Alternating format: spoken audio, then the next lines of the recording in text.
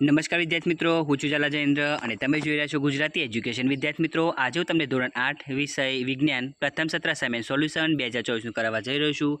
વિદ્યાર્થી મિત્રો, અગાઉની વિડીયોમાં આપણે પ્રશ્ન 1 થી પ્રશ્ન 3 સુધીનું સંપૂર્ણ સોલ્યુશન જોઈ ચૂક્યા છીએ. આજે હું તમને પ્રશ્ન 3 સમજાવવા જઈ રહ્યો છું. એની અંદર વૈજ્ઞાનિક કારણ આપો, ચેપ્ટર 1 થી 2. તો નંબર 1, કૃત્રિમ ખાતરનો ઉપયોગ ઘટાડવો જોઈએ. એનો જવાબ જોઈએ. કૃત્રિમ ખાતરના વધુ પડતા ઉપયોગથી જમીનનું બંધારણ બગડે છે.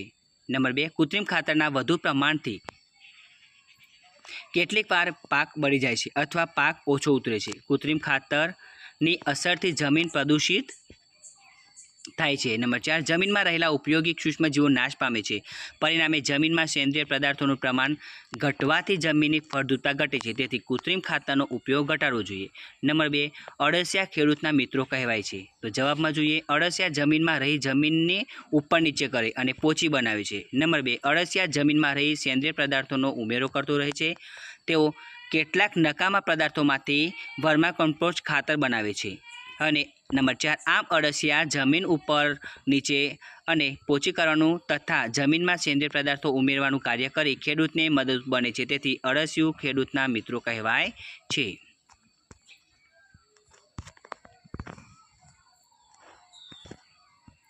નંબર 3, પાકની ફેરબદલી કરવી જોઈએ. એનો જવાબ નંબર 1, એક જ જાતનો પાક સતત લેવામાં આવે તો જમીનમાં રહેલા પાકને જરૂરી એવા ચોક્કસ પોષક તત્વો તે પાક દ્વારા સતત શોષાય છે.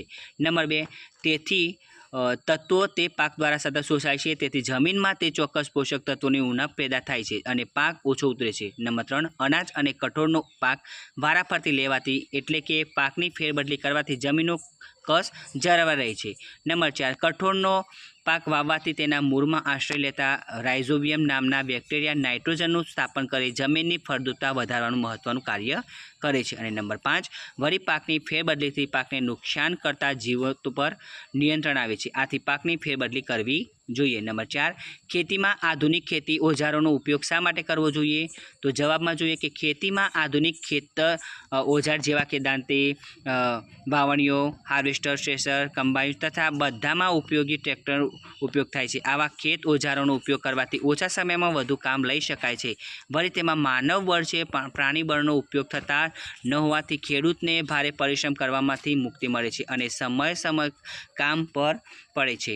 ખેતરમાં પ્રતિ વર્ષ એક કરતાં વધુ વખત પાક ઉત્પાદન વધે છે અને પાકનો બગાડ થતો નથી. તેથી ખેતીમાં આધુનિક ખેત ઓજારોનો ઉપયોગ કરવો જોઈએ. નંબર 5, લીલ સ્વયંપોષી સજીવ છે. તો એનો જવાબ જોઈએ, લીલના કોષોમાં ક્લોરોફિલ નામના રજક દ્રવ્યો હોય છે. નંબર 2, સૂર્યપ્રકાશની હાજરીમાં ક્લોરોફિલની મદદથી પ્રકાશ સંશ્લેષણની ક્રિયા દ્વારા લીલ કાર્બનિક દ્રવ્યો ઉત્પન્ન કરે છે. નંબર 3, આ કાર્બનિક દ્રવ્યોનો તે ખોરાક તરીકે ઉપયોગ કરે છે. લીલ પોતાનો ખોરાક બનાવતી હોવાથી તે સ્વયંપોષી સજીવ છે. નંબર 6, રોગચાળો ચાલતો હોય ત્યારે પાણી ઉકાળીને પીવું જોઈએ. તો એનો જવાબ છે કે રોગચાળો ચાલતો હોય ત્યારે દર્દીના કપડાં, વાસણ, મૂળમૂત્ર, ઉલટી વગેરે મારફતે રોગના સૂક્ષ્મજીવો જરાશયમાં પાણીમાં દાખલ થાય છે. આથી જરાશયોના પાણી દૂષિત બને છે. આવું દૂષિત પાણી પીવાથી રોગ લાગુ પડે છે. નંબર 3, પાણીને ઉકાળવાથી તેમાં રહેલા રોગના સૂક્ષ્મજીવોનો નાશ થાય છે. આથી રોગચાળો ચાલતો હોય ત્યારે પાણી ઉકાળીને પીવું જોઈએ. હવે નંબર 7, નાના બાળકોને પોલિયોની રસી આપવી જરૂરી છે. તો એનો જવાબ છે કે નાના બાળકોમાં રોગ પ્રતિકારક શક્તિ ઓછી હોય છે. પોલિયોને કારણે વ્યક્તિ કાયમ માટે અપંગ બની જાય છે. નંબર 3, પોલિયોની અસર થયા પછી દવાથી પણ પોલિયો મટાડી શકાતો નથી અને દર્દીની સ્થિતિ દયાજનક બની જાય છે. નંબર 4, બાળકોને પોલિયોની રસી પીવડાવવાથી તેમને ભવિષ્યમાં પોલિયો થવાની સંભાવના રહેતી નથી. અને નંબર 5, આમ પોલિયોની રસી પોલિયોના રોગ સામે રક્ષણ આપે છે. તેથી બાળકોને પોલિયોની રસી આપવી જરૂરી છે. હવે ચેપ્ટર 3 અને 5 એના જોઈએ. પેટ્રોલિયમને કાળું સોનું કહે છે. તો એનો જવાબ છે કે પેટ્રોલિયમમાંથી ઘણા બધા ઉપયોગી પદાર્થો મેળવવામાં આવે છે. આ ઘટકોના ઉપયોગ બળતણ, ઇંધણ, રંગો, માનવસર્જિત રેખાઓ અને પ્લાસ્ટિકના ઉત્પાદનમાં થાય છે. જેમ સોનું કિંમત ધાતુ છે તેમ આ કાળું પ્રવાહી ઘણું જ કિંમતી હોવાથી તેને કાળું સોનું, બ્લેક ગોલ્ડ કહે છે. નંબર 2, પેટ્રોલથી લાગેલી આગ ઓલવવા પાણીનો ઉપયોગ કરી શકાય નહીં. તો પેટ્રોલ પાણી કરતાં હલકું હોવાથી પાણી પર તરે છે. પેટ્રોલથી આગ લાગી હોય ત્યારે પાણીનો ઉપયોગ કરવાથી પેટ્રોલ પાણી પર તરે છે અને સરળ સરકતું રહે છે. આથી પાણી જ્યાં ફેલાય ત્યાં સરકતું પેટ્રોલ ફેલાય છે, તેથી આગ વધુ ફેલાય છે. આ કારણે પેટ્રોલથી લાગેલી આગ ઓલવવા પાણીનો ઉપયોગ કરી શકાય નહીં. નંબર 3, વિદ્યુતના ઉપકરણો સાથે સંકળાયેલી આગને નિયંત્રણ કરવા પાણી વપરાતું નથી. તો એનો જવાબ છે કે પાણી વિદ્યુતનું વહન કરે છે. પાણી વિદ્યુતના સંપર્કમાં આવતા આગ ઓલવનાર વ્યક્તિના શરીરમાં વિદ્યુત પ્રવાહ દાખલ થવાથી વીજળીનો આંચકો લાગે છે.